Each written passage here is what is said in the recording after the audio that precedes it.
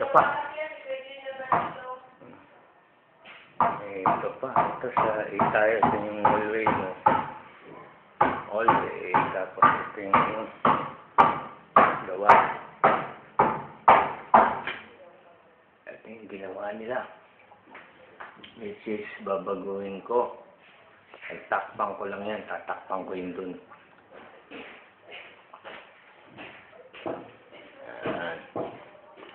Re-remedyohan ko na lang yun. Ito naman, kaya niya ginawa yan dahil yun. Meron yun.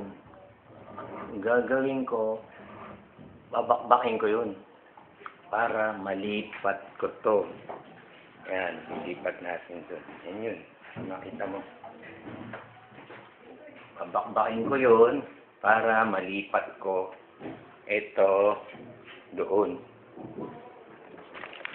Okay? Ano ba?